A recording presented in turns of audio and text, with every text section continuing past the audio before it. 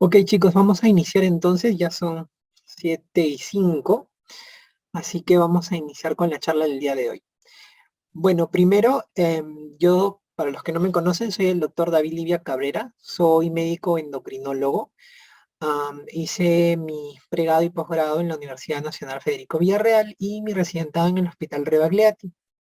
Además tengo una maestría en nutrición clínica y bueno, dentro de endocrino mis áreas de interés son básicamente patología tiroidea y metabolismo mineral óseo. Y el día de hoy vamos a hacer una revisión acerca de Villapepas sobre esta especialidad que es endocrinología. Ok, vamos a avanzar entonces. Um, bueno, he tratado de ordenar los temas de acuerdo a la frecuencia de preguntas que se han presentado durante los últimos años en relación a exámenes de salud en general. Y casi en la mayoría de ellos se repite siempre y son los dos temas ahí punteros, patología tiroidea y diabetes mellitus. Y es por eso que esos son los dos temas que vamos a desarrollar con más amplitud. Luego vienen en menor proporción los temas sobre nutrición, dislipidemia, obesidad. Luego viene la parte de adrenales, patología de las glándulas suprarrenales y finalmente la patología de la hipófisis y el hipotálamo. Entonces, yo siempre digo que si ustedes manejan bien esos 5 temas, grandes temas de endocrino, realmente se contestan el 80 o hasta el 90% de las preguntas que pueden venir en cualquier examen de salud en general. No solamente eso, sino que también pues manejan el grueso de patologías endocrinas dentro de la población en general, ¿no? Vamos a iniciar en esta oportunidad entonces con patología tiroidea, ¿ya? Entonces, una de las cosas que siempre tienen que tener en cuenta es acerca de estos temas que hacen referencia a las alteraciones en la función de la glándula tiroidea, que son el hipertiroidismo y el hipotiroidismo. Entonces, estos dos temas sí hay que manejarlos muy bien y tener presentes los conceptos claros porque son patologías que constantemente se preguntan y que ustedes también van a ver de forma general. Entonces, vamos a hacer como que un recordaris de ambas patologías. Acuérdense que cuando yo me refiero a hipertiroidismo, pues estoy haciendo referencia a que hay una sobreproducción de hormonas tiroideas, ¿no? Acuérdense que las hormonas tiroideas básicamente son dos, la T4 y T3. Entonces, cuando yo tengo un hipertiroidismo, hago referencia a toda la sintomatología, la clínica y demás que se pueden presentar por un incremento en la producción de T4 y T3, que son las hormonas tiroideas. Por otro lado, el hipotiroidismo vendría a ser lo contrario, vendría a ser todas las manifestaciones que se producen por una disminución en la producción de hormonas tiroideas que son T4 y T3. Entonces, esa es la diferencia básica que existe entre uno y otro. En cuanto a la etiología del hipertiroidismo, ya existen diferentes causas de hipertiroidismo, pero deben ustedes recordar que la principal causa de hipertiroidismo va a ser la enfermedad de Graves-Basedow, ¿no? La enfermedad de Graves-Basedow es una enfermedad que es de tipo autoinmune, ¿no?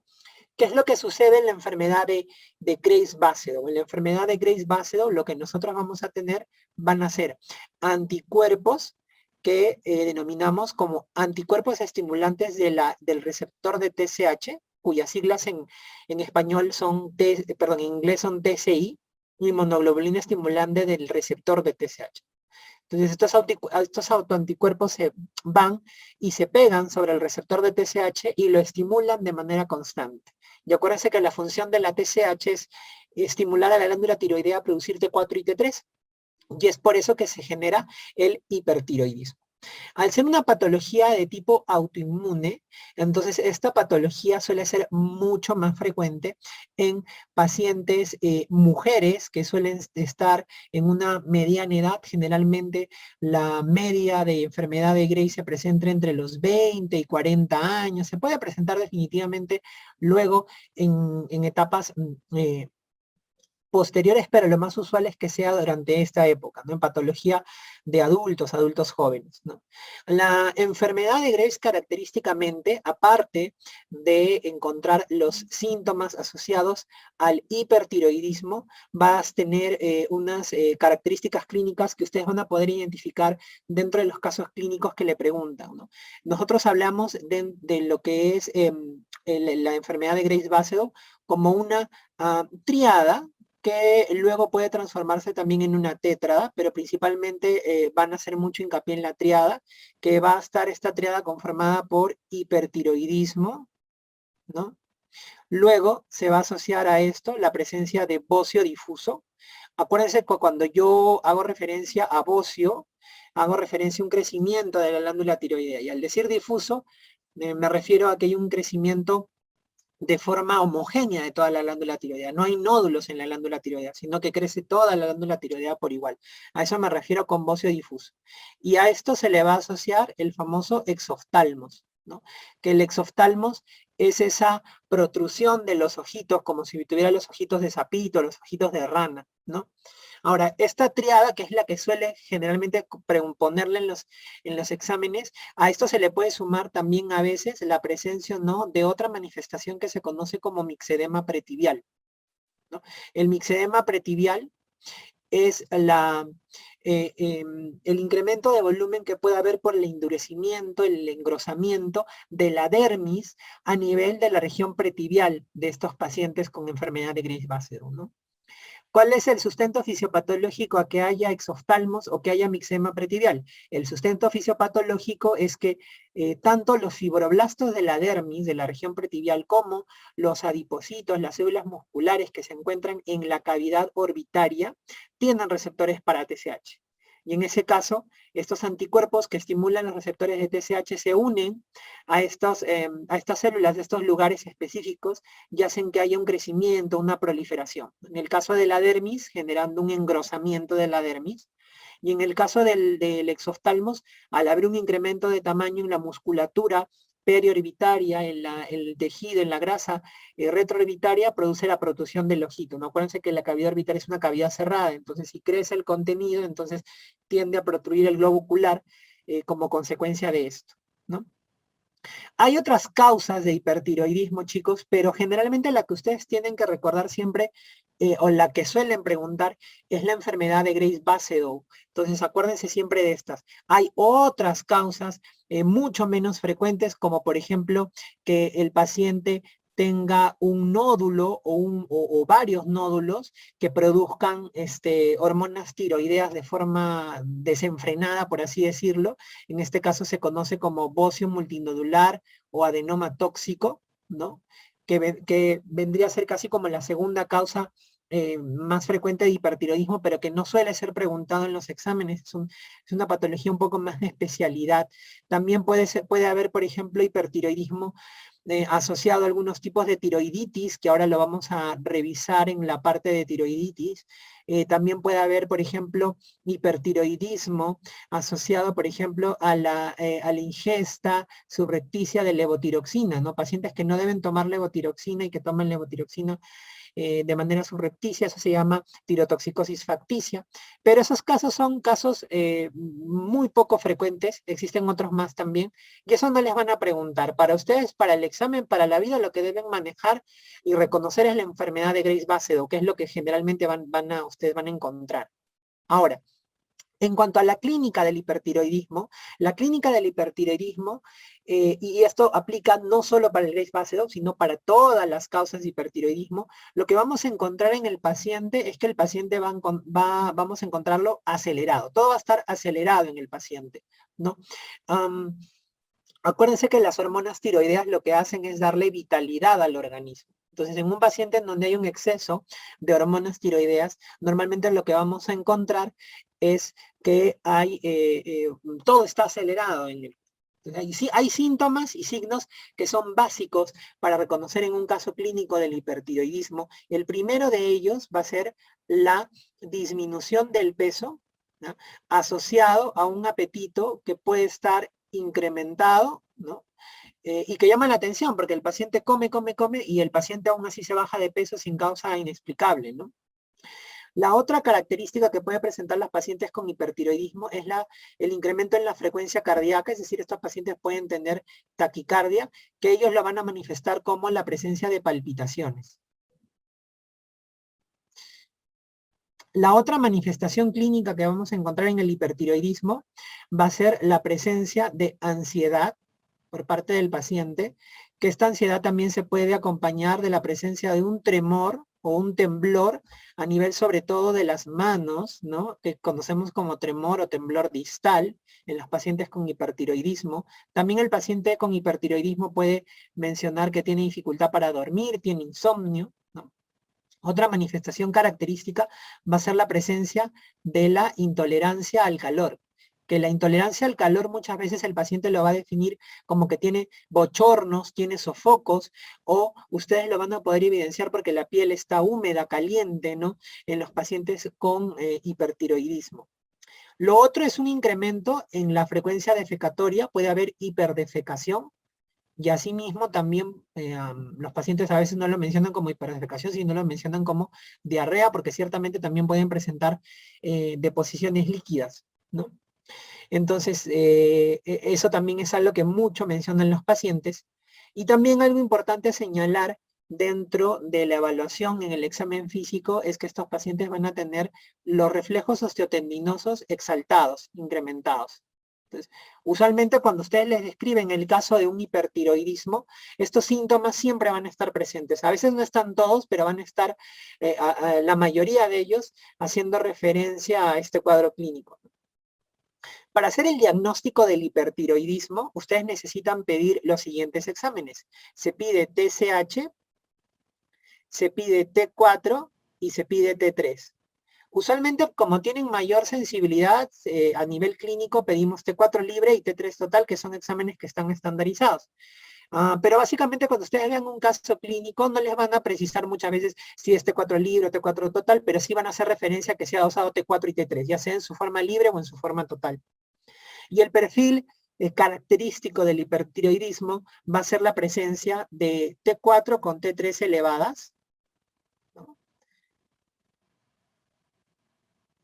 Y de forma compensatoria vamos a encontrar ¿qué cosa? Vamos a encontrar la TSH disminuida, ¿no? Acuérdense que en este caso, al haber un exceso de producción de hormonas por parte de la tiroides, entonces la hipófisis dice, ¿para qué voy a secretar más TSH?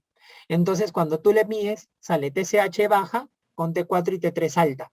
Entonces, ese es el perfil característico del hipertiroidismo. Este perfil me dice que el paciente tiene hipertiroidismo, ¿no? Puede ser cualquier causa de hipertiroidismo, lo único que me dice es que tiene hipertiroidismo. Pero ya yéndonos a la patología específica, que es refiriéndonos a la causa principal de hipertiroidismo, que es la enfermedad de Graves, cuando yo quiero, digamos, utilizar un método laboratorial que me permita a mí hacer el diagnóstico definitivo o poder corroborar mi diagnóstico de una enfermedad de Graves, entonces en ese caso yo de manera adicional podría utilizar la medición de anticuerpos, ¿no? Entonces, cuando yo quiero hacer el diagnóstico específico de la enfermedad de Graves-Basedow, entonces en ese caso lo que yo voy a medir son los anticuerpos y específicamente los anticuerpos contra el receptor de TSH, los TSI, los famosos TSI, que se van a encontrar elevados en estos pacientes.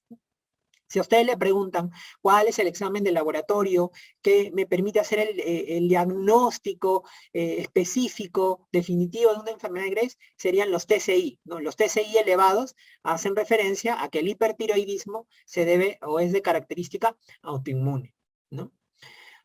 En cuanto al tratamiento del hipertiroidismo, ustedes tienen que recordar que en el hipertiroidismo básicamente hay 4 pilares para el tratamiento del hipertiroidismo, ¿no? La primera línea de tratamiento para el hipertiroidismo van a ser los famosos bebés, ¿no? ¿Qué cosa es el bebé? Son los beta bloqueadores. Dentro de los beta bloqueadores que nosotros más utilizamos, ¿cuáles son? Van a estar el propranolol y va a estar el atenolol. Esos suelen ser los más comúnmente utilizados, ¿no? ¿Cuál es la función de los beta bloqueadores? La función de los beta bloqueadores no es disminuir la producción de hormonas tiroideas, porque esa no es su función. Básicamente la función de los beta bloqueadores es una función o un control que yo le denomino como sintomático. ¿Por qué? Porque lo único que van a controlar van a ser los síntomas adrenérgicos que se presentan en el hipertiroidismo. ¿Cuáles son los síntomas adrenérgicos del hipertiroidismo? Son las palpitaciones y la taquicardia, ¿no? Es el tremor distal, es la ansiedad que presenta el paciente. Entonces, esos síntomas, taquicardia, palpitaciones, ansiedad, tremor distal, pueden ser controlados por los betabloqueadores. Estos no controlan la producción de hormonas tiroideas, solamente eso controlan los síntomas adrenérgicos que son molestosos también para el paciente con hipertiroidismo. Ahora, si yo quiero irme al tratamiento ya específico que me haga controlar la producción de hormonas tiroideas, entonces yo voy a tener ahí tres opciones terapéuticas. La primera van a ser los famosos antitiroideos de síntesis, ¿no? Estos antitiroideos de síntesis, ¿no? Su función, ¿cuál va a ser? Van a actuar inhibiendo a una enzima que es la famosa peroxiasa tiroidea o TPO, ¿no? Acuérdense ustedes que en la síntesis de hormonas tiroideas, la peroxiasa tiroidea es una enzima clave, porque va a actuar en distintos pasos, actúa hasta en 3 pasos de la formación de hormonas tiroideas. Por tanto, si yo bloqueo la peroxiasa tiroidea, entonces voy a tener que hay una disminución en la producción de estas hormonas. ¿Cuáles son los antitiroideos que nosotros utilizamos o que tenemos a disposición? Básicamente tenemos dos antitiroideos de síntesis, ¿no? Vamos a tener el famoso metimazol, que en nuestro país no lo tenemos como metimazol, sino lo tenemos con el famoso nombre del tiamazol, ¿no? Y el otro antitiroideo de síntesis es el PTU, que es el propiltiouracil, ¿no? Propiltiouracil, cualquiera de los dos, ¿no? Ahora, ¿qué es lo que deben recordar en cuanto a los antitiroideos? En cuanto a los antitiroideos deben recordar básicamente una indicación específica en la cual ustedes tienen que decidir o decantarse por un antitiroideo de manera preferencial, perdón. Y esa situación es la gestación. Cuando ustedes tienen una gestante que se encuentra en el primer trimestre de la gestación, entonces el propiltiouracilo es la elección para el primer trimestre de la gestación, ¿no? Eso básicamente tienen que recordarlo ustedes. Indistintamente para una persona, para un varón o para una mujer que no está gestando, yo podría utilizar cualquiera de los dos. De hecho, el más usado suele ser el metimazol o el tiamazol, porque se encuentra en la mayoría de países. En nuestro país, por ejemplo, no tenemos propiltiuracilo, tenemos solo tiamazol. En muchos países sucede lo mismo. Entonces, el más usado termina siendo el metimazol o el tiamazol.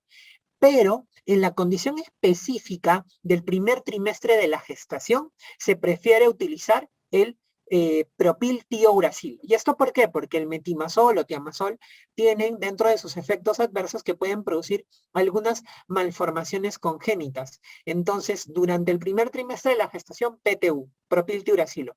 Ya luego en el segundo o tercer trimestre se podría regresar o se podría retornar al tiamazol o al metimazol porque ya no hay chance de que haya malformaciones congénitas porque ya básicamente pasó el desarrollo del embrión, ¿no? Ahora, la tercera línea de tratamiento en cuanto al hipertiroidismo va a ser la administración de yodo 131. ¿Qué cosa es el yodo 131? El yodo 131 es yodo radioactivo. Acuérdense que la glándula tiroides es el órgano que más concentra yodo, entonces yo le doy un yodo marcado con radiación, el paciente lo toma, ese yodo emite radiación y empieza a destruir el tejido tiroideo que está produciendo mucha hormona tiroidea. Usualmente el yodo 131 nosotros lo indicamos en aquellos pacientes que no han controlado bien con antitiroideos de síntesis o han tenido una reacción adversa a los antitiroideos, no toleran bien los antitiroideos de síntesis, entonces se pasa el yodo 131. Ahora, como es un elemento radioactivo, lo que ustedes siempre tienen que tener en cuenta con el yodo 131 es que no se puede utilizar, está contraindicado, si es que es una gestante, porque emite radiación obviamente, o esté dando de lactar. Entonces, en gestación y en lactancia no se puede dar yodo 131. Y en ese caso, por eso siempre antes de indicarle yodo a una paciente se le pide una prueba de embarazo, un dosaje de beta-HCG, de la subunidad beta de la gonadotropina coriónica humana para descartar que la mujer no esté gestando, ¿no? Y finalmente, el último pilar en el tratamiento del hipertiroidismo vendría a ser la cirugía.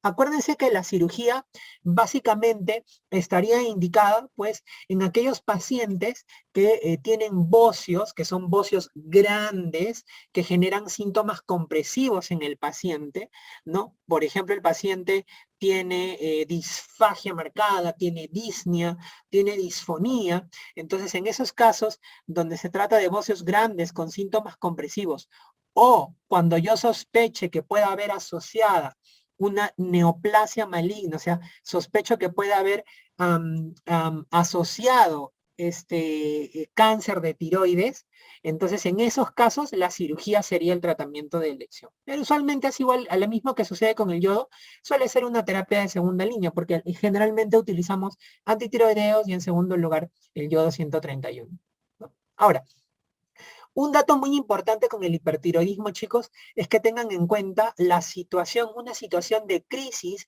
dentro del hipertiroidismo que se conoce con el nombre de tormenta tiroidea, ¿no? ¿Qué cosa es la tormenta tiroidea? La tormenta tiroidea es un hipertiroidismo que nosotros podemos denominar como severo, ¿no? En este caso, el paciente con hipertiroidismo tiene un compromiso multisistémico que pone en riesgo su vida. Entonces, ¿cómo van a distinguir ustedes entre un paciente que tiene un hipertiroidismo simple de una tormenta tiroidea en un caso clínico? Porque la tormenta tiroidea, el paciente viene ya comprometido al tal grado que el paciente viene con trastorno del sensorio, ya no solo es ansiedad, insomnio, no. Este paciente ya tiene trastorno del sensorio. Ya les pueden decir que viene somnoliento, en coma, con estupor, etcétera. ¿Ya? Lo otro, ya no va a haber solamente una taquicardia cualquiera, ya no van a haber solamente palpitaciones, puede haber la presencia de arritmias cardíacas. Puede ingresar incluso con fibrilación auricular el paciente con tormenta tiroidea. Lo segundo, ya no va a haber intolerancia al calor nada más. Este paciente ya empieza a hacer, ¿qué cosa? Empieza a hacer hiperpirexia, empieza a hacer hipertermia, ¿no? Normalmente un paciente con hipertiroidismo, que no es un hipertiroidismo severo, es cierto, tiene intolerancia al calor, pero tú le mides la temperatura y no está haciendo hipertermia, no está haciendo hiperpirexia. Entonces, en estos casos, estos pacientes tienen esa manifestación.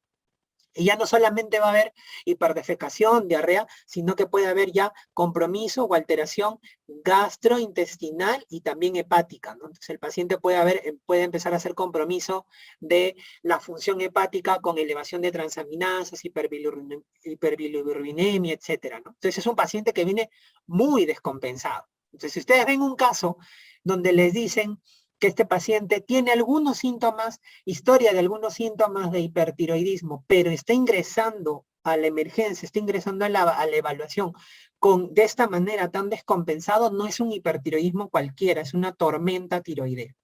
En ese caso, como se trata de una crisis, el tratamiento va a ser un tratamiento combinado, ¿ya? Se le da al paciente un tratamiento combinado para poder controlar rápidamente el exceso de hormonas tiroideas. En este caso vamos a utilizar, es cierto, antitiroideos de síntesis. Vamos a darle también beta bloqueadores al paciente. Vamos a asociar también en este caso la presencia de glucocorticoides. ¿Ah? Vamos a asociar también la presencia de yodo, que es una solución de yodo saturada, ¿no? Soluciones saturadas de yodo. ¿Cuál es el fundamento para darle glucocorticoides o darle una solución saturada de yodo? En este caso, los glucocorticoides y las soluciones saturadas de yodo lo que hacen es hacer que haya una inhibición de la conversión periférica de T4 a T3. Acuérdense que la glándula tiroidea, ¿no es cierto?, produce en un 80% T4 y en un 20% T3. Pero la T3 es la hormona que es biológicamente activa. Entonces, en la periferia, la T4 se tiene que convertir a T3. Entonces, el glucocorticoide y las soluciones saturadas de yodo lo que hacen es inhibir esa conversión de T4 a T3. Además, la solución saturada de yodo, luego de que a un paciente le has dado antitiroideos de síntesis, una primera dosis, le das luego la solución saturada de yodo, esa solución saturada de yodo también disminuye la producción de hormonas tiroideas mediante un efecto que se conoce con el nombre de Wolff-Chaikov. El efecto de Wolff-Chaikov es el efecto por el cual, al darle una solución saturada de yodo a un paciente, disminuye la producción de hormonas tiroideas. Entonces, eso es lo básico de hipertiroidismo. Ahora vamos a pasar a la contraparte, que vendría a ser el hipotiroidismo. En el caso del hipotiroidismo, en cuanto a la etiología, ustedes tienen que recordar básicamente que existen podemos clasificar el hipotiroidismo en dos grupos, ¿no? Hipotiroidismo de tipo primario, que es el hipotiroidismo que se produce por una alteración de la misma glándula tiroides, o sea, la misma glándula tiroides es la que está afectada, ¿ya? Y hay un hipotiroidismo secundario, donde el problema no está en la tiroides, sino que sucede que hay alteraciones a nivel del hipotálamo y de la hipófisis que hacen que no se secrete bien los factores estimulantes que son la TRH, que lo produce el hipotálamo, y la TSH, que lo produce la adenipófisis. Entonces, cuando ustedes hablan de hipotiroidismo secundario, hace referencia a una alteración en la hipófisis o el hipotálamo. ¿Cuál es la más frecuente? Obviamente lo más frecuente es el hipotiroidismo primario. Y dentro de las manifestaciones dentro de las causas, perdón, de hipotiroidismo primario, igual la causa más frecuente suele ser la patología autoinmune. Así como en el hipertiroidismo, lo autoinmune era la causa más frecuente con la enfermedad de Graves-Basedow, en el caso del primario también vamos a tener la autoinmune como primera causa, ¿no? Como causa más frecuente a nivel mundial, ¿no? Cuando yo me refiero al autoinmune, básicamente me estoy refiriendo al famoso Hashimoto, que vamos a hablar luego en el apartado de tiroiditis. Entonces, esa suele ser la causa más frecuente de hipotiroidismo. Existen otras causas también de hipotiroidismo primario, por ejemplo, la deficiencia de yodo puede ser también una causa de hipotiroidismo primario, ¿no? Por ejemplo, que operen a un paciente o que le den yodo, ¿no? Pues yodo 131 también puede ser una causa de hipotiroidismo primario, pero suelen ser causas menos frecuentes. Lo usual suele ser la causa autoinmune, ¿no? En cuanto al hipotiroidismo secundario, imagínense todo lo que afecta arriba, la parte central, cirugías, traumatismos encefalocranianos, tumores, etcétera. Entonces esas patologías suelen ser menos frecuentes. Lo más frecuente suele ser la patología primaria. En cuanto a la clínica del hipotiroidismo, es lo contrario al hipertiroidismo. Entonces, ustedes aprendieron lo que tenía el hipertiroidismo es lo contrario. En este caso, todo está enlentecido, ¿no? Y vamos a tener de esa manera que el paciente lo que va a presentar es que puede haber un incremento de peso, con el apetito que puede estar normal o en muchos casos también está disminuido. Pues el paciente gana de peso aparentemente sin alguna causa aparente. No, en este caso no van a haber taquicardia o van a haber palpitaciones, sino lo que va a presentar el paciente es bradicardia, ¿no? Va a haber una disminución en la frecuencia cardíaca. No va a haber ansiedad, tremor distal o insomnio, sino que el paciente se va a quejar de fatiga, se va a quejar de somnolencia, ¿no? Además, no va a haber intolerancia al calor, sino va a haber lo contrario, va a haber intolerancia al frío. Entonces el paciente se va a quejar que tiene una sensación incrementada de frío. Adicionalmente a esto, en este acápite, podríamos tener que el paciente también se puede quejar de la presencia de piel seca, ¿no? Y caída de cabello, ¿no? También son otras manifestaciones que puede presentar el paciente con hipotiroidismo. Estos pacientes no hacen hiperdefecación ni diarrea, sino que hacen estreñimiento. Y en cuanto a los reflejos osteotendinosos, los reflejos osteotendinosos van a estar disminuidos, ¿no? Ahora, para el diagnóstico del hipotiroidismo, aquí sí hay que prestar atención porque aquí hay que tener en consideración algunos rótulos específicos que ustedes le pueden dar a su diagnóstico de hipotiroidismo. En el hiper era el perfil y todos los hipertiroidismos compartían el mismo perfil. Pero en el caso del hipotiroidismo, ustedes van a tener en consideración 3 rótulos que le pueden dar al hipotiroidismo, ¿no? Vamos a tener el hipotiroidismo primario, manifiesto, definitivo, ¿no? Vamos a tener el hipotiroidismo secundario, que es ese hipotiroidismo que se produce por alteración a nivel central, y vamos a tener una forma especial de hipotiroidismo que se llama hipotiroidismo subclínico. Entonces, este dato de diferenciar entre los distintos tipos de hipotiroidismo es básico, porque en los últimos exámenes han venido muchas preguntas en donde el caso clínico pinta todo para un hipotiroidismo, pero el diagnóstico definitivo con nombre y apellido lo da el laboratorio. Entonces ustedes tienen que saber cómo se encuentra en cada uno de estos casos. En el caso de un hipotiroidismo primario manifiesto, lo que vamos a encontrar, ¿qué cosa es? Vamos a encontrar, básicamente para evaluar el hipotiroidismo solamente necesito pedir TSH y T4, no es necesario pedir T3. La TSH va a estar incrementada en el hipotiroidismo primario y la T4 libre va a estar disminuida. En el caso del secundario, lo que yo voy a encontrar es que la TSH va a estar disminuida o va a estar normal, anormalmente normal, porque la T4 libre va a estar baja, ¿no? Usualmente lo normal sería que ante una disminución de T4 aumente la concentración de TSH. En los secundarios, como el problema está arriba, entonces la TSH está baja o está normal. Y en el hiposubclínico, ¿qué cosa es el hiposubclínico? El hiposubclínico es una forma incipiente, leve, si queremos llamarlo de alguna manera coloquial, de un hipotiroidismo primario. ¿Y cómo vamos a encontrar el perfil tiroideo? Vamos a encontrar TSH alta con T4 libre normal, ¿no? Entonces, ¿por qué es que sucede esto de TSH alta con T4 libre normal? Porque la hipófisis detecta los cambios mínimos en la producción de hormonas tiroideas. Entonces, tal vez esa T4 libre esté en el límite normal inferior, pero ya la hipófisis se dio cuenta que la tiroides no está produciendo suficiente hormona tiroidea y por eso eleva su secreción de TSH. Entonces, ahí este perfil es el del subclínico. Entonces, tengan presente siempre este diagnóstico diferencial en cuanto al laboratorio, porque es lo que usualmente suelen preguntar en los exámenes. El tratamiento del hipotiroidismo es mucho más simple y sencillo. En este caso hay que darle lo que le falta al paciente, no hay que darle la famosa T4, la hormona tiroidea. Nosotros no tenemos T4 como tal, pero tenemos un parecido que vendría a ser la levotiroxina, ¿no? Entonces, yo le voy a dar a mi paciente como tratamiento la levotiroxina. Aquí solamente como un paréntesis en cuanto al tema, al tratamiento con la levotiroxina, hay que acordarse que para luego yo saber si le estoy dando la dosis adecuada a mi paciente de levotiroxina, el control que yo voy a hacer a este paciente en lo sucesivo va a ser básicamente con TSH, ¿no? Mi objetivo va a ser regularizar los niveles de TSH. De manera complementaria, en algunos casos voy a poder pedir T4 también, pero el examen que me manda y que me dice si está bien controlada el hipotiroidismo, básicamente es el control con TSH.